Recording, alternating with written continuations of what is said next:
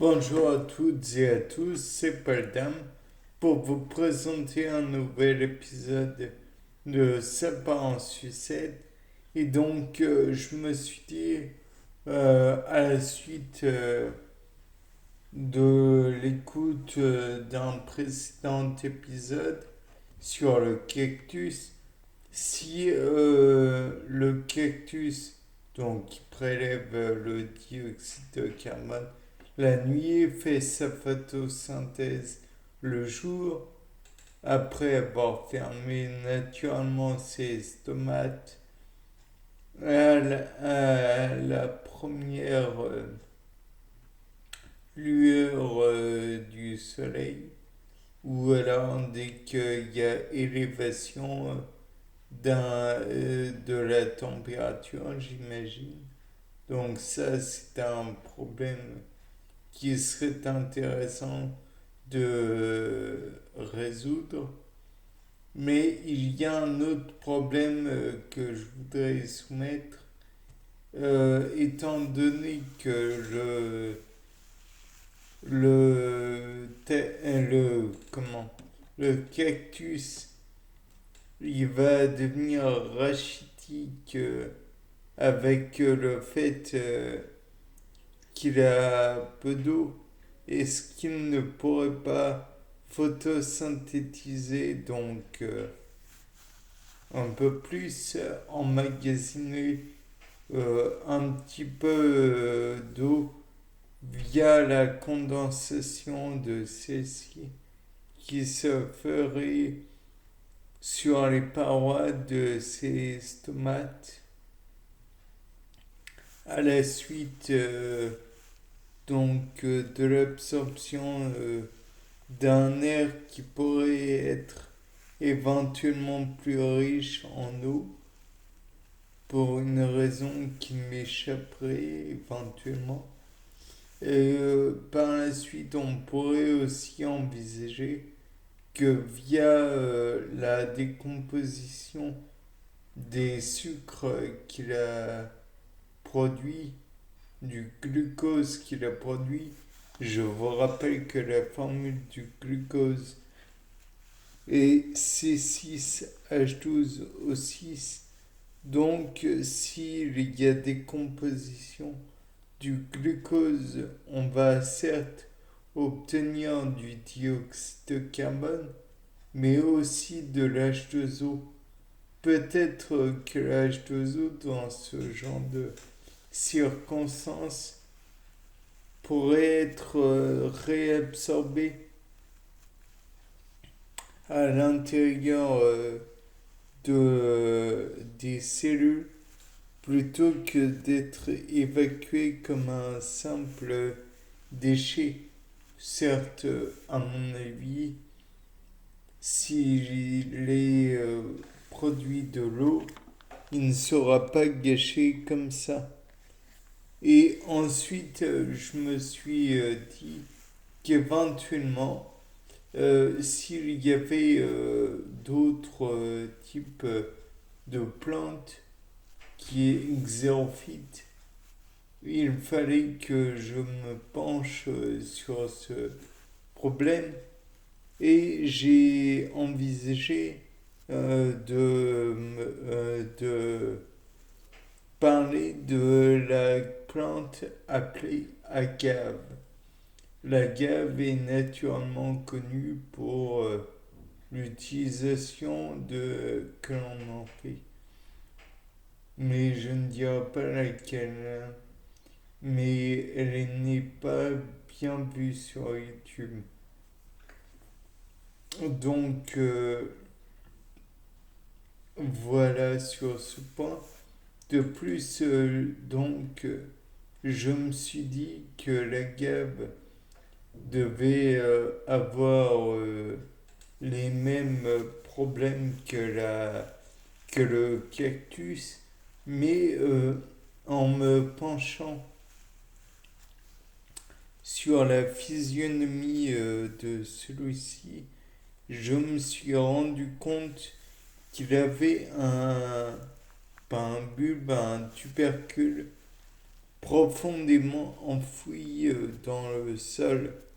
Donc j'imagine que de ce tubercule, comme je l'appelle, on- il contient beaucoup de sucre, glucose et j'en passe.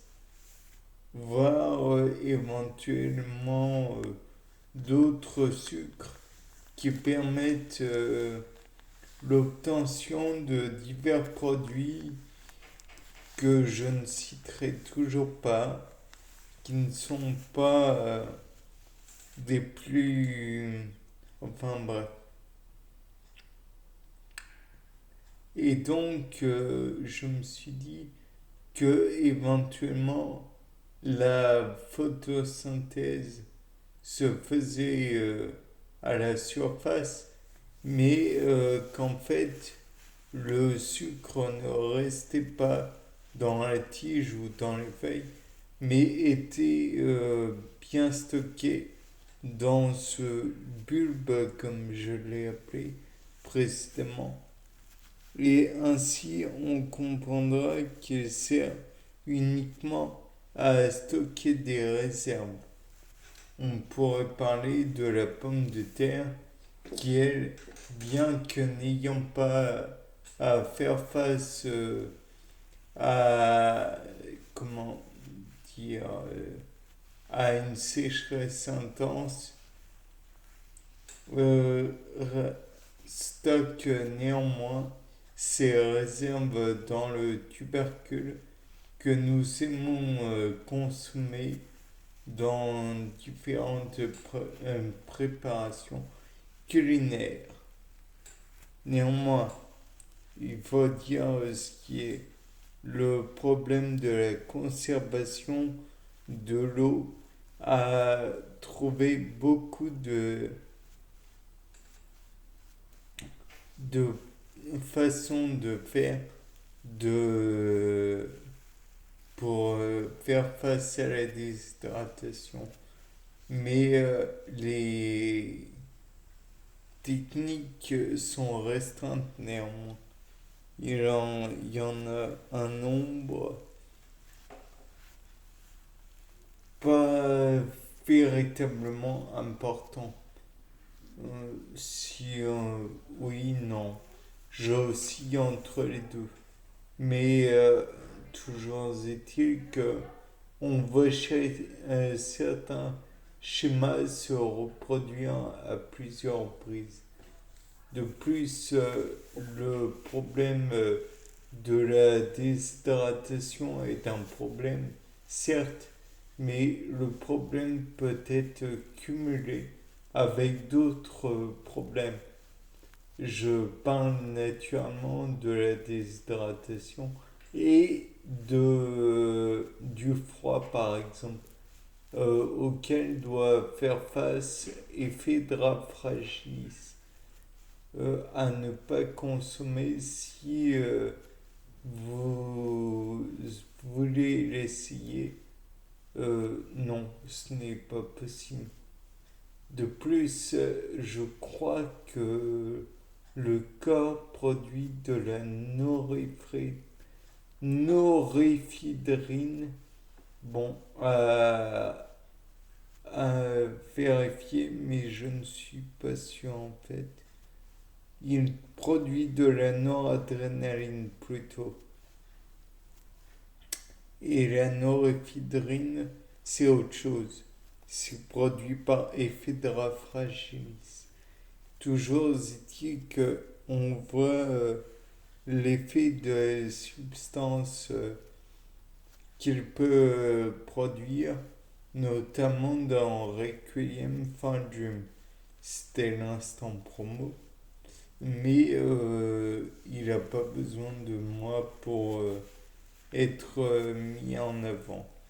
Ce film est absolument génial. Ensuite, donc, nous avons parlé de cactus et de la guêpe. Néanmoins, il ne faut pas oublier que le cactus essaye absolument de séparer toutes les molécules d'eau. Donc, vous comprendrez qu'il a un système, je crois que c'est des rhizomes, qui sont juste à fleur du sol, mais cachés tout de même par la surface, le sable, la terre ou que sais-je encore. Et donc, il va chercher à se protéger de la déshydratation tout en ayant un maximum d'absorption. Donc, voilà. Bon, c'était Paul Dame pour un nouveau C'est pas en sucette.